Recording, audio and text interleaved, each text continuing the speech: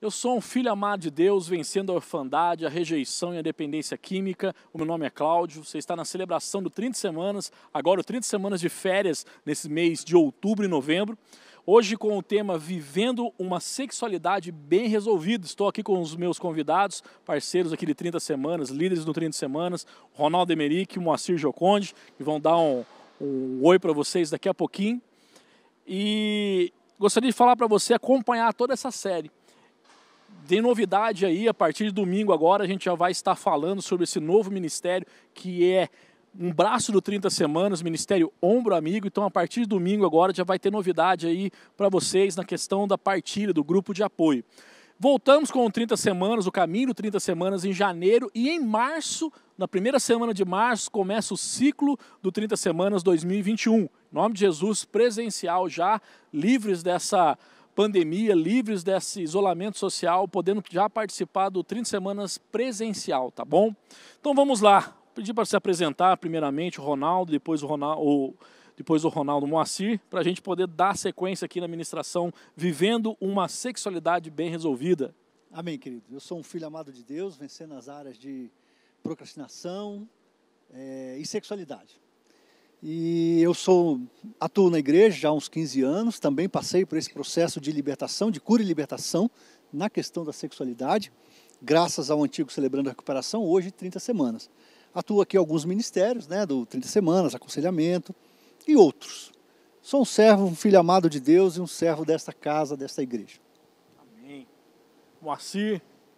Olá, sou um filho amado de Deus, vencendo nas áreas de rejeição, orfandade, sexualidade, e o 30 Semanas fez uma diferença muito grande na minha vida. Pude entender quem eu sou, quem é Jesus e o que Ele espera de mim. Então eu acho que eu quero, assim como o pastor Cláudio falou, incentivar você a fazer toda essa série. Eu tenho certeza que você verá grandes coisas. Gostaria de ler um versículo com vocês, que está aqui em 1 Coríntios 6,19. Acaso vocês não sabem que o corpo de vocês é o santuário do Espírito Santo que habita em vocês e que lhes foi dado por Deus? Vocês não são de si mesmos. Vocês foram comprados por um alto preço. Portanto, glorifiquem a Deus com o corpo de vocês. Ao criar os seres humanos, Deus nos concedeu porções de sua essência, sendo uma dessas porções os atributos da sexualidade, revelando os gêneros feminino e masculino. Ambos refletem sua imagem e semelhança. Deus também inaugurou aquilo que seria o ápice da intimidade entre o homem e uma mulher, o casamento. Perceba algo muito importante: Deus criou o sexo e criou para ser vivido dentro da aliança de um compromisso mútuo, como sintetizou a escritora Anne Voskamp. Diz assim: o seu corpo nu merece a honra de ser compartilhado somente com quem fez uma aliança de nunca deixar de amar a sua alma nua. Amém. Forte, hein, cara? Você viu? Isso aqui até emocionou. Seu corpo nu não pode ser demonstrado, aparentado, você não pode mostrar ele para quem você não viver com essa pessoa durante muito tempo. Ele tem que respeitar. Não fez uma aliança, de nunca deixar de amar a sua alma nua. Pensa, não só o corpo, você tem uma conexão de alma, Exatamente. O ideal de Deus foi que o homem e mulher desfrutassem de uma intimidade sem barreiras, que além da procriação, também proporcionasse prazer por meio dessa união. Após a queda de Adão e Eva, o pecado marcou para sempre a existência humana, e distorções passaram a fazer parte de todas as dimensões dos relacionamentos, com Deus, comigo mesmo e com o próximo. Infelizmente, no decorrer das nossas vidas, alguns de nós fomos expostos precocemente à sexualidade. E isso pode ter desenvolvido uma maneira distorcida de ver o sexo. Essa exposição pode ter ocorrido pela ausência dos pais, cuidadores, ou pelo fato de que as crianças são vulneráveis e não conseguem se defender desse tipo de exposição, pois não têm suas opiniões formadas acerca desse assunto. Tomando 30 Semanas por amostragem, o ciclo do 30 Semanas, como amostragem, mais de 50% dos participantes tiveram experiências de abusos na área sexual quanto crianças. Daí a importância da orientação às nossas crianças para não permitir que ninguém as toque. E se isso acontecer, devem procurar os pais, professores e trazer isso, né, à tona. Não viver, eu acho que um dos maiores fardos que uma pessoa carrega é carregar, né, esse trauma, essa dor durante grande parte da vida. Tem pessoas que estão hoje já casadas, adultas, vivendo sua vida adulta e ainda assim carregando essa dor, esse trauma, sem ter coragem de falar ou de expor para alguém. E muitas vezes... No caso de vocês passaram por esse tipo de situação na infância? Eu passei. E muitas vezes, só complementando o que o pastor falou, nem o cônjuge sabe que aconteceu. A minha esposa foi saber comigo, eu acho que eu tinha 40 anos, ano passado. Um pouco mais. Mas assim, quando eu tinha 40 anos que eu contei para ela. Ou seja, a gente não conta, a gente calcifica, esconde, finge que não existe, que não aconteceu. Mas comigo aconteceu. Quantos anos você tinha, Ronaldo? Uns 10 anos, 8, 10 anos. Eu não fui abusado, mas eu fui despertado sexualmente precocemente por uma prima mais velha aos 7 anos de idade. 7 anos de idade. Você, Moacir? Eu fui abusado sexualmente por um primo com 8 anos de idade. E durante muito tempo, e também com ameaças, né, que é o mais complicado. E isso fica como o Ronaldo falou. Trauma. Você fica com aquela... Primeiro você carrega com você como uma culpa, né, como se você tivesse provocado, né? Hoje a gente vê dentro do 30 Semanas muitas pessoas com traumas muito grandes e ainda se sentindo culpado, como se tivesse provocado. E o segundo é que você não abre, né? Você não fala para ninguém. E você fica com aquilo dentro de você, né, reverberando. Eu também, exemplo do Ronaldo Emerick. Eu compartilhei com minha esposa já no 4º ciclo do Celebrando por 30 Semanas, que eu falei para ela desse abuso. É similar a coação, sequestro, é a mesma coisa. O peso é esse. Você vê, né? Como a gente falou, o percentual deve ser muito maior, né, de pessoas que passam por essa situação e por medo mesmo de contar, de abrir ou de expor a situação, elas carregam essa dor, essa mágoa. Uma das coisas que a gente fala, né, quando a gente está ministrando o encontro rendição, é que se você foi vítima de um abuso sexual, a gente tem um gabarito, né, que a gente usa no encontro rendição, que diz uma das partes, né, que diz lá quem foi a pessoa, qual foi o dano ou ganho, quem é a pessoa envolvida, qual ação que a pessoa fez. E a 5ª parte lá é a minha parcela de culpa. Porque tem coisas na nossa vida que a gente teve culpa, né? Por exemplo, eu quebrei um negócio, a culpa foi minha. Mas diz lá, se você foi vítima de um abuso sexual, quando chegar nessa parte, 5ª parte do gabarito, minha parte de culpa, você pode colocar lá, nenhuma. Nenhuma. Porque você foi uma vítima, você não teve culpa. Então se aí. você na sua casa está nos assistindo agora ou posteriormente está vendo essa ministração, Isso aí. você possa receber isso de Jesus na sua vida. Se você foi vítima de um abuso sexual, você não teve culpa, você é uma vítima. Não carregue culpa nenhuma. E o mais rápido possível para pessoas que você ama, para o seu cônjuge ou pessoa que você confia, traga isso, bote isso para a luz. Marque uma hora no gabinete com o pastor, vem falar com a gente, mas bote isso para fora. Chore, deixe Deus curar esse trauma, essa dor na sua vida. E essa cura, ela vai mais além, inclusive. Tem pessoas que têm, sei lá, excesso de timidez por causa de um abuso. Tem pessoas que têm alguns outros problemas relacionados e a causa é essa. A causa, né? A gente vai falar sobre isso, sobre sexualidade distorcida, né? É isso aí. A gente fala que em 1 João 2,16, pois tudo que há no mundo, a cobiça da carne, a cobiça dos olhos, a ostentação dos bens, não provém do Pai, mas do mundo. Deus sempre desejou ter intimidade conosco e colocou esse desejo no coração e na alma da sua criação. As distorções que nasceram depois da queda são tentativas humanas e falhas de recuperar a todo e qualquer custo essa intimidade, porém longe da fonte, que é o Senhor. Isso causa distorção, por exemplo, a distorção na sexualidade e toda a prática que está fora do padrão natural e prazeroso ordenado por Deus. As distorções da sexualidade podem ser compensações para a orfandade e para a rejeição. Pessoas que não se sentem aceitas buscam o sexo distorcido, valores acerca de uma falsa intimidade, que prega que o sexo e amor são equivalentes. e que vale tudo para atingir o prazer. Esse tipo de pessoa acredita que encontrará naquilo que pratica algo que preencherá a lacuna que tem dentro de si. Mas o fato é que muitas pessoas sofrem em sua sexualidade com dúvidas, traumas, medos, distorções. Muitos prosseguem sua vida carregando fardos de culpa, vergonha e acusação. O ser humano não melhorou muito depois da queda.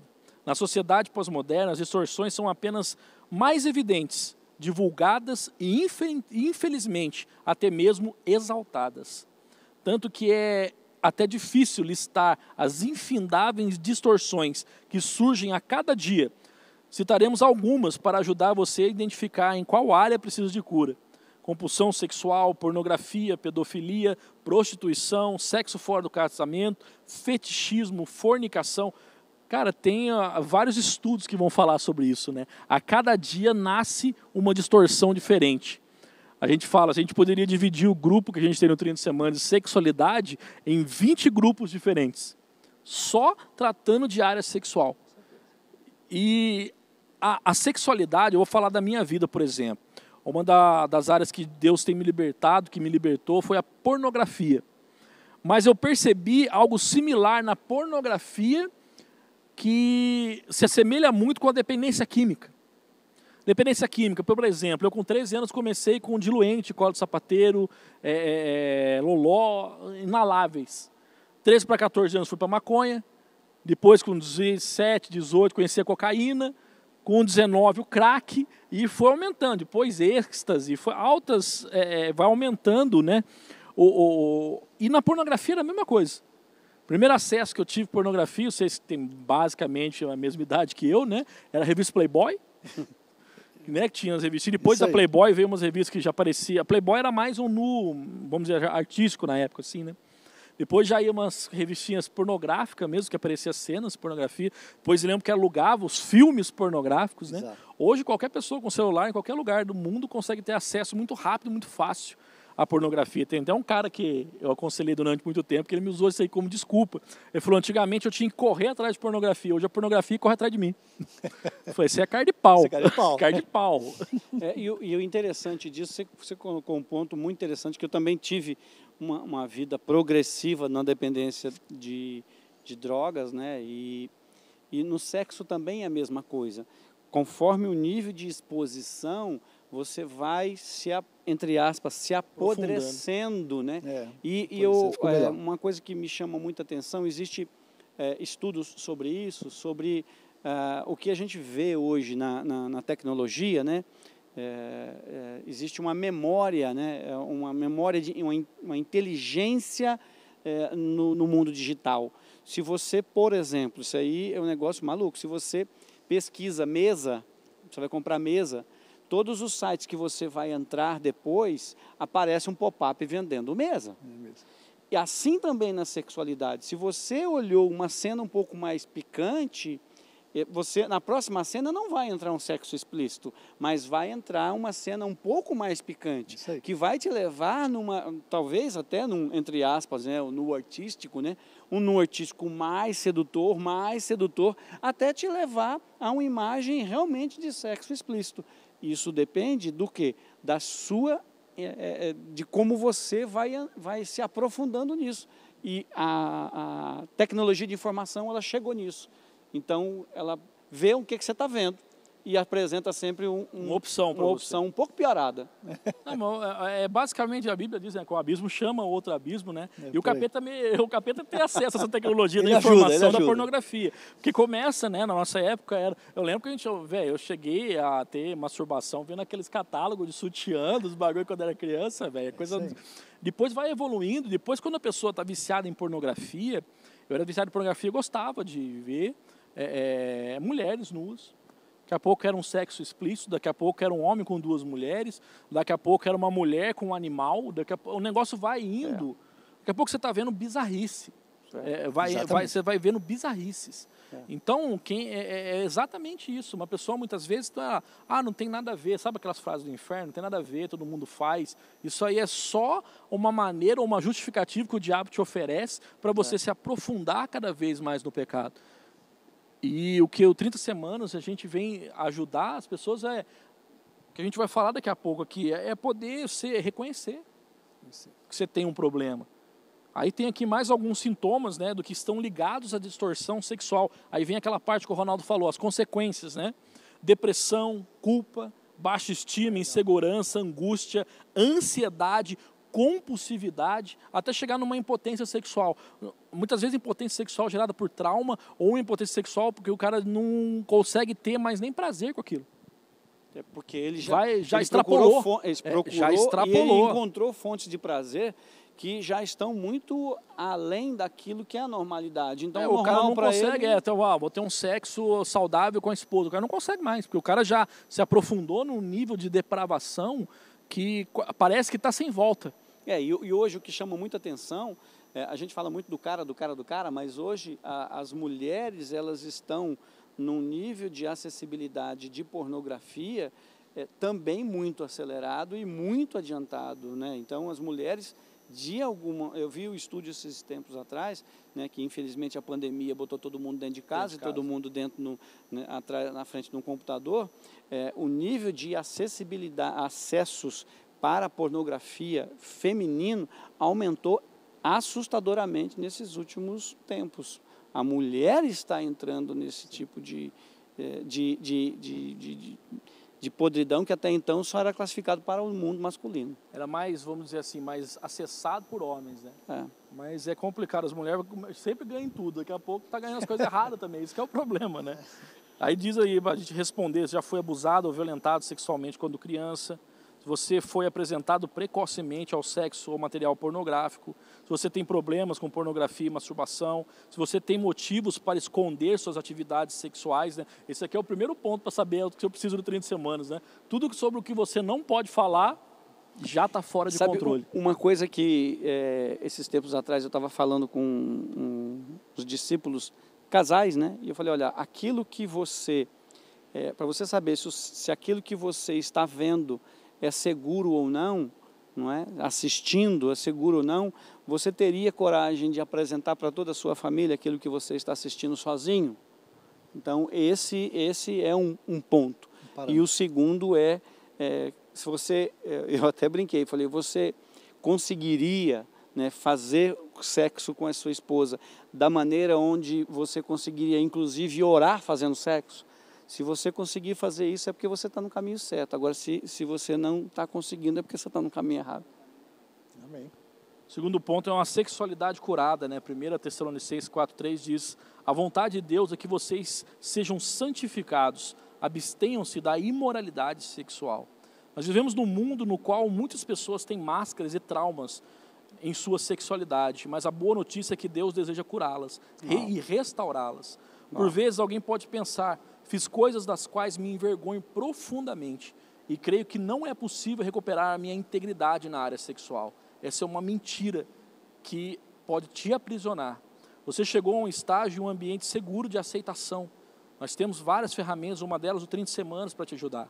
Você que está diante, né, do Deus Pai que tem o desejo de que a sua vida seja reconstruída e que toda dor seja trocada por esperança. Para vencer essas distorções, o primeiro ponto que a gente vai trabalhar aqui é conheça suas limitações e tentações. Cara, eu falo, né, que em 1 Tessalonicenses 4:5 diz, cada um saiba controlar o próprio corpo de maneira santa e honrosa, não dominado pelas paixões e desejos desenfreados, como os pagãos que desconhecem a Deus. Ignorar a fraqueza ou achar, né, é o que a gente fala, que eu tomei o chá e já estou bom. Só para ter uma ideia, eu depois de 12 anos e meio, hoje eu trabalho também na Casa Sol, eu lido com pessoas que estão em situação de dependência química como eu fui, e também eu tenho muito acesso, tenho muito aconselhamento com dependente químico, falo hoje abertamente de droga, se for preciso ir pregar numa boca de droga, eu vou, já fui. Hoje, graças a Deus, a dependência química é algo superado na minha vida, que eu faço minha manutenção, mas não é uma coisa que eu luto mais. Sexualidade é difícil, velho. Até hoje eu não fui pregar num prostíbulo, por exemplo, não fui pregar num negócio, porque eu falo, não vou, porque vai, tipo assim, eu não quero. chegar nesse nível de tentação, velho. Pastor Cláudio, mas isso é um negócio que às vezes eu converso com homens, eles falam, meu Deus, eu tenho um problema na sexualidade, eu fui despertado, como é que eu faço? Para mim é muito difícil. Eu falo, querido, seja bem-vindo ao mundo. O mundo é assim, você vai ter que todo dia fazer escolhas corretas, mas você é homem. Você tem, ainda bem que tem um coração pulsando dentro de você, batendo, o sangue está pulsando, você tem esse desejo. Agora você tem que controlar esses seus desejos. E aí é uma escolha diária. Não é? Assim como um dependente químico tem que controlar a sexualidade. Existem algumas áreas na nossa vida, né, para a recuperação que na realidade você não pode dizer que tomou um chá de já estou bom. Você vai ter que monitorar e controlar o resto de sua vida. A área sexual, eu acredito que vai ser para todos nós, independente qual seja a sua limitação, algo que você vai precisar de uma manutenção e de vigiar para o resto da sua vida. Eu sei porque eu já cheguei para pessoas de idade. Perguntei para uma pessoa que eu estava aconselhando, de 87 anos. Eu estou com 41, gente. 87, eu falei, chega uma hora que some o desejo, o bagulho. Ele falou, não. Eu falei, meu Deus do céu, tô lascado, Jesus. É dependendo de Jesus todo dia. E eu cheguei uma hora, quando eu no princípio da minha conversão, que aqui no Brasil a gente tem uma sexualidade mais aflorada. Chega no verão, que nem agora, as mulheradas já botam roupa curta, roupa vácuo. É um negócio assim, que não é para ajudar, é para sacanear mesmo. Ó, já chegou alguns irmãos aqui da igreja, já falaram, Ronaldo, mas será que eu nunca vou vencer isso? Eu falei, querido, ó, quem determina isso é você e Deus, é Deus nesse processo. Alguns vencem, mas a maioria tem esse desafio. Eu acho que a vitória, Ronaldo, é você não se permitir cair. Sim. Sabe, é você... O Jó falou lá, eu fiz um acordo com meus olhos de não olhar com cobiça e desejo para as mulheres. Você não se permitir cair. Agora, falar que uma mulher não chama atenção, chama, mas você pode decidir não fazer o segundo olhar. Tem um camarada amigo meu que uma vez falou assim, mas para eu não pecar no segundo olhar, eu fico só no primeiro mesmo. E eu não paro. Falei assim, não desvia, né? Safado, isso sim. Isso aí é sem noção. Eu já peguei um bizu comigo, eu olhei uma vez, eu vi, ou eu olho para baixo ou eu olho para cima. Desvia. Isso aí. Aqui, responda. Quais são suas maiores tentações ou frustrações na área sexual? Você se flagra flertando ou sendo sedutor, ou sedutora, né, com alguém, mesmo quando não tem essa intenção? A área sexual já foi usada para você para conquistar alguém ou alguma coisa? Eu acho que é sim para tudo, né? Sim para tudo, né? É tenso. É tenso, porque, gente, uma vez o cara chegou para mim para falar de aconselhamento, falando sobre a área sexual. E eu fui muito sincero, ele contou todas as limitações dele, eu falei, meu amigo, deixa eu falar um negócio para você. Você está achando que não tem esperança para isso? Eu conheço pessoas que lutaram muito tempo com compulsão. Você sabe o que é compulsão sexual? Compulsão sexual é a pessoa ver pornografia, se masturbar mais de 10 vezes por dia, ter mais de 3 relações e ir dormir com desejo. Isso é compulsão. É verdade. Se Deus consegue tratar e curar, restaurar essa área, você não vai deixar de ter atração, mas você conseguir ser curado na compulsão, deixar de pecar, deixar de adulterar, ser equilibrado, de trair, né? Ter um sexo equilibrado, saudável. Ter uma relação com a sua esposa saudável, isso é cura. Isso é cura. Para quem já viveu. E eles chegam desesperados, querendo... Você não queria que Deus tirasse a minha vontade sexual. Eu falei, calma seu coração, peraí, não é isso. É tirar essa distorcida. Ao invés de Deus tirar o desejo, Ele vai te dar mecanismo de como saber controlá-lo. Controlar. E ter o desejo correto. Né? Correto.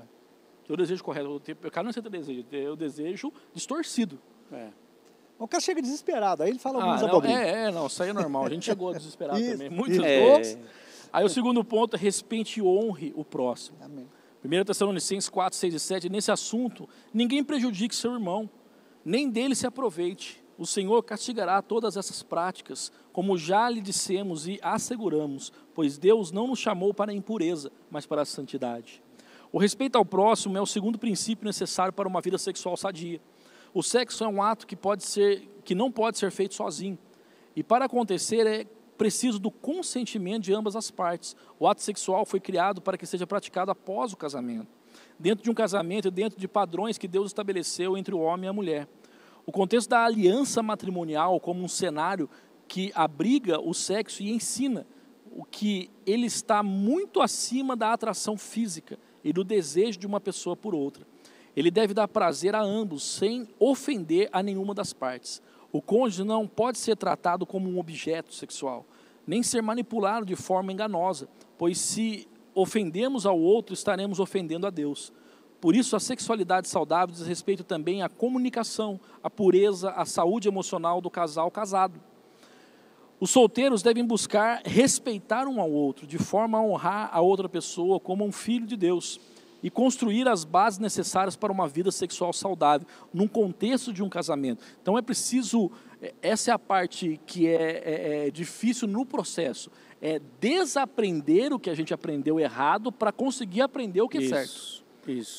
Essa é a parte complicada do processo, mas existe um processo para que isso aconteça. Mas eu acho que esse processo está muito na questão do equilíbrio, né, pastor? Sim. Pedro, ele fala que vocês homens, né, casados, você deve coabitar com entendimento, né? O coabitar é realmente o ato sexual e com entendimento é o quê? Quando um não quer, dois não fazem, né? Então, o sexo saudável ele está onde há desejos de ambos, né? De maneira saudável, de maneira correta. Isso gera prazer para ambos e isso gera equilíbrio quanto casal. E não um só quer, um só se satisfaz. Eu acho que aí está o problema, né? E nesse processo aí é o crescimento. Até o processo é em crescimento. Por exemplo, um colega falou assim, ó, mas eu estou com um desafio que eu estou olhando para uma mulher e a minha esposa já viu. Falei, então, é um processo. Qual o seu aprendizado? Treine. Quando você estiver sozinho, combata. Porque na tranquilidade dele, o que ele faz? Quando ele está sozinho, então ele olha, não tem problema, entre aspas. Quando a mulher está, eu não posso olhar. Aí eu falei, não, você tem que treinar, você tem que fazer o processo. Não pode olhar nem com, nem sem. Exatamente. Isso você tem que treinar. É bem por aí, Ronaldo.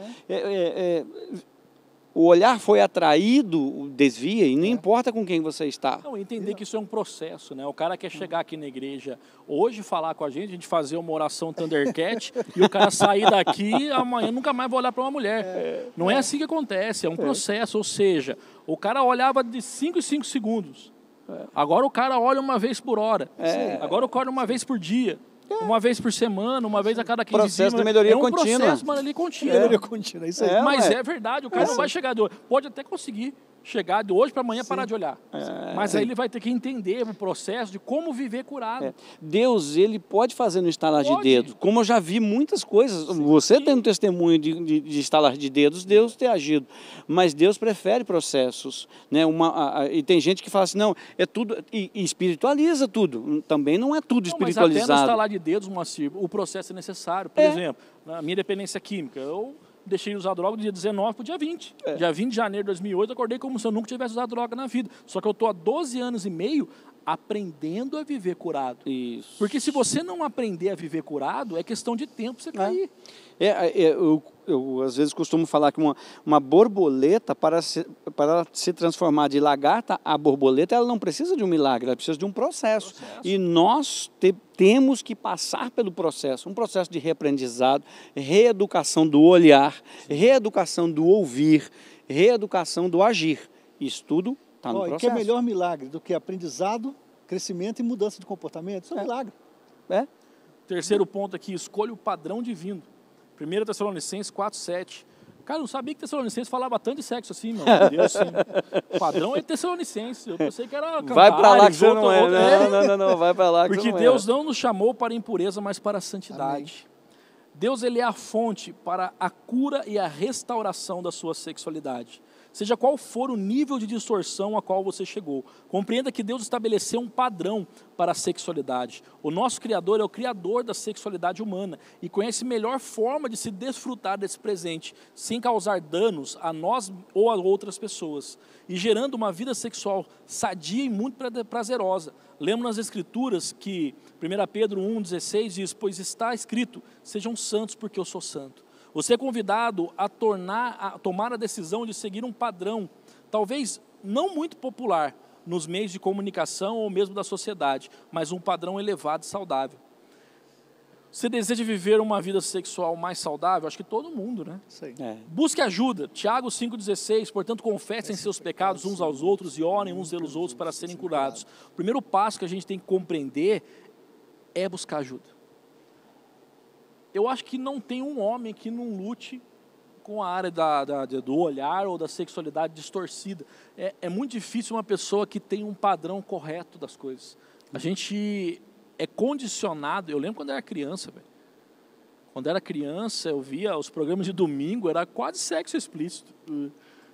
Domingo, meio-dia, todo mundo da família, de ficar até com vergonha de estar perto da mãe da gente, cara, entendeu? Deus. Por causa eu lembro os Trapalhões, cara. Vocês lembram também, vocês eram da mesma época. Lembra banheiro do Gugu? Banheiro do Gugu, velho. Era brincadeira. Vocês estão de sacanagem.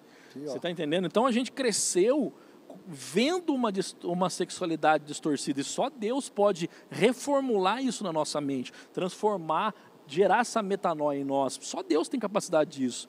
Porque a gente pensa, cara, que o padrão do mundo, ele é o correto porque ele vai gerar algum nível de prazer. Cara, o padrão de Deus sempre é melhor. Sempre é melhor. Só que a vontade de Deus, o padrão de Deus, não é algo instantâneo, é um investimento a médio e longo prazo.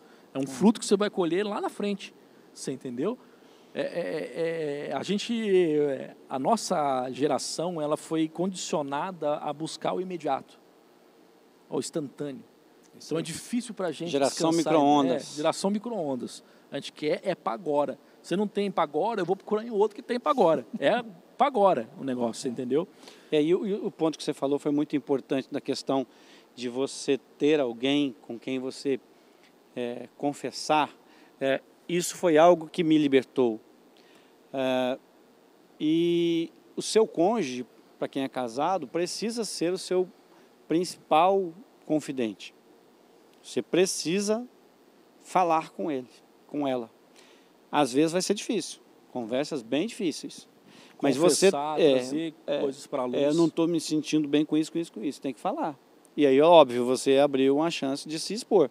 E você precisa ter alguém com quem você vai confessar o seu problema, pecado, mas não pode ser um amiguinho, entendeu? Porque às vezes você fala assim, cara, digamos assim, eu e você somos amigos e tal. Ô, Cláudio, deixa eu falar um negócio pra você, cara, eu tô com dificuldade, cara, eu tô com esse problema e tal, não sei o quê. Ele, ô, irmão, vamos orar e tal, não sei o quê. Não, você tem que confessar para alguém que você vai sentir vergonha. Exatamente. E aí você dá a essa pessoa o direito de ela te confrontar, entendeu? E todas as vezes que ela te encontrar, e aí, se você está cuidando daquela área, para mim, eu tive que usar isso. Chegou um dado momento na minha vida, em 2011, que estava difícil. Já crente, já experimentando, celebrando a recuperação e não consegui. Aí eu tive uma conversa séria, né, com um pastor aqui da igreja, e toda vez que eu encontrava com ele, e aí, como é que está aquilo lá? E tal. E aí eu consegui, cara, da pornografia, masturbação, graças a Deus, desde 2011 eu me livrei. Eu estava com o processo de mentoria ontem com o pessoal do Tocantins, né? Pela Rede Inspira, eu sou um dos pastores, mentores, sou mentor do Tocantins. E um dos pontos que eu abordei foi isso, ter um parceiro de prestação de contas e, de preferência, alguém que você respeite, alguém que você admire, que você julgue ser superior a você, como se fosse um pai mesmo, para aquilo gerar um constrangimento. Porque se for alguém no mesmo nível, um amigo, você pode chegar à tentação de banalizar aquilo. Você pode gerar o ponto de banalizar, achar e virar uma coisa, cair de novo. Entendeu? Se for alguém um discípulo, você pode escandalizar a pessoa, porque ela te admira, e ela pode não ter a maturidade para entender que você também está num processo, você ainda não está 100%. Você entendeu? Então não pode ter uma mas o cara pisou na bola, sei agora. Então você pode gerar um problema ao trazer isso à luz a uma pessoa que não tem a maturidade para receber aquilo. Então, ela não vai te ajudar e ao mesmo tempo você vai escandalizar. Então a gente tem que, tem que ser alguém que a gente admira.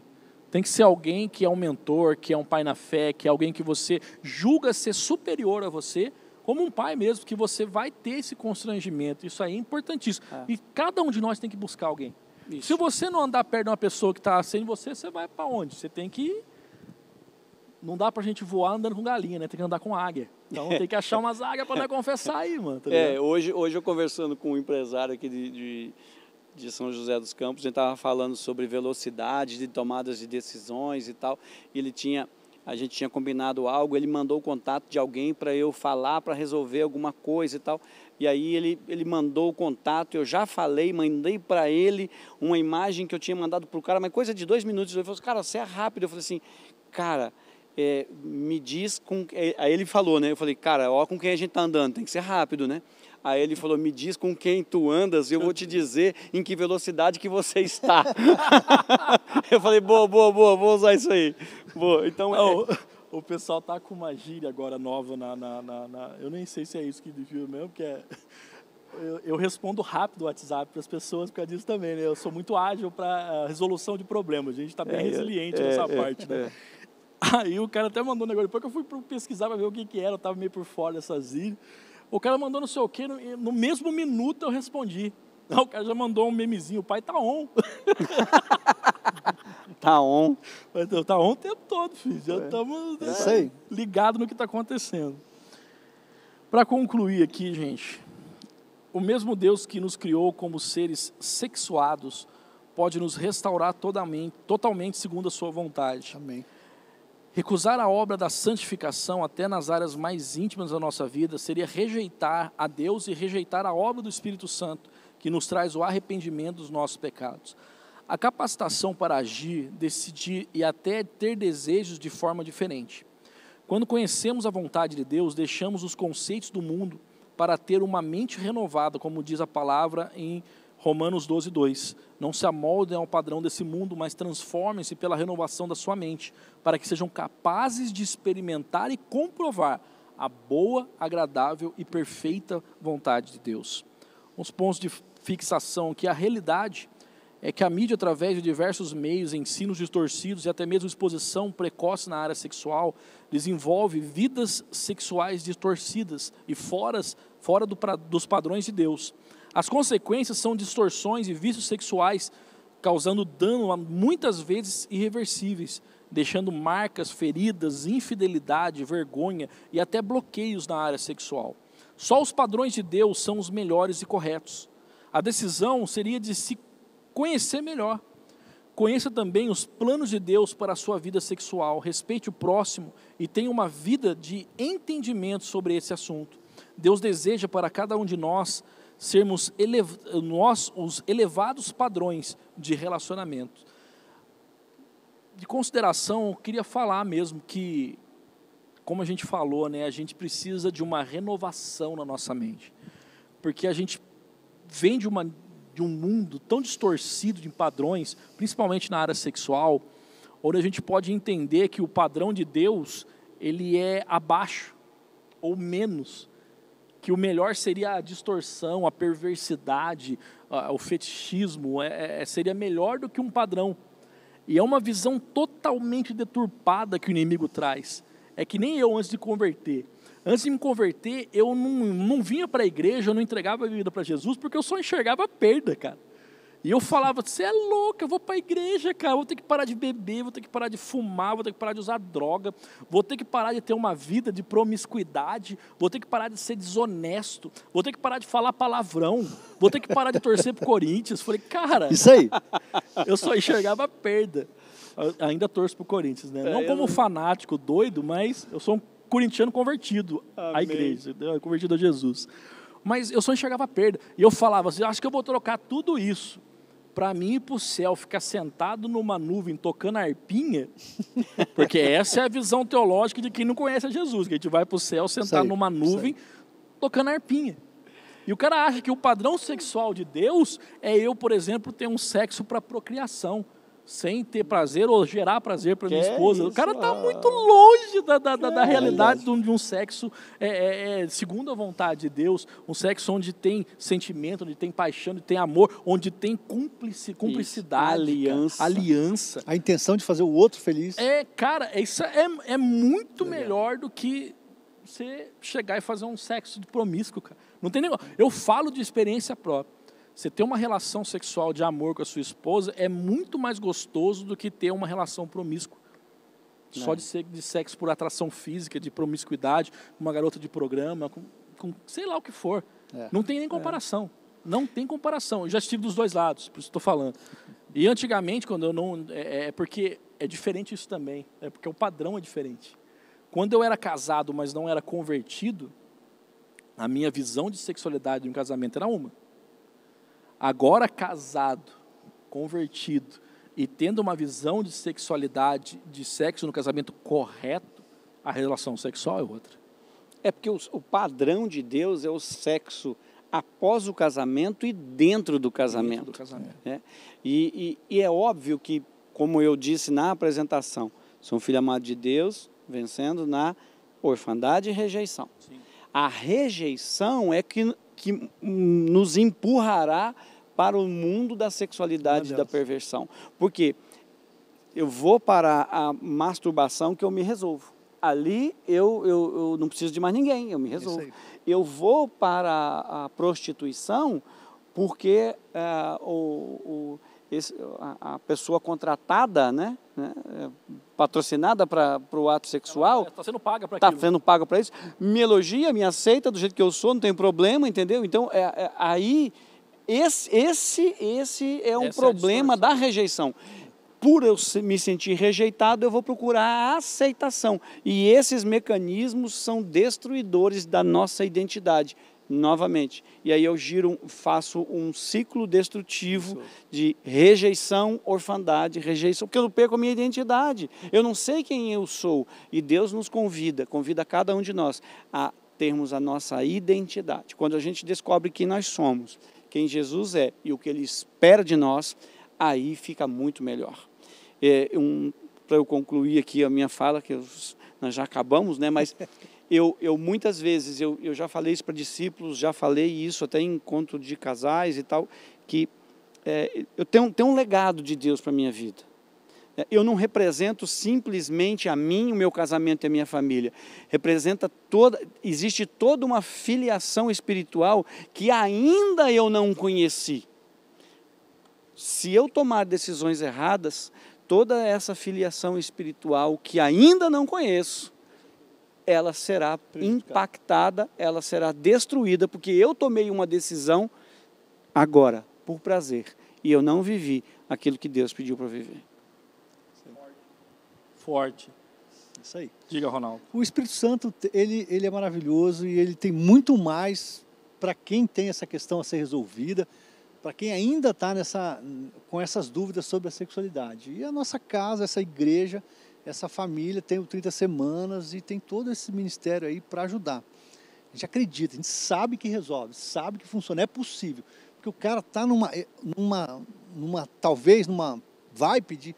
Já chegou e falou para mim, olha, eu estou há 15 anos com isso e agora o que eu faço? Eu não sei o que eu faço. Então, vem para o 30 Semanas, vem para a igreja, vem aprender o processo. Dia após dia, é um dia de cada vez, que a cura é certeza. Então, gente, dia 14 agora vai começar o Ministério Ombro Amigo, aqui na igreja. Você é o nosso convidado, aqui no nosso Campus Colina, a partir das 19 horas, nós vamos ter um grupo masculino e um grupo feminino, e vocês são nossos convidados. Vamos ter mais informações nas redes sociais da nossa igreja a partir de domingo, mas já adiantando para você, que você pode vir aqui e pode fazer parte disso, tem um lugar para você desabafar. Aqui nós vamos apresentar para vocês inúmeras ferramentas que a nossa igreja tem, que vão poder te ajudar nessa área.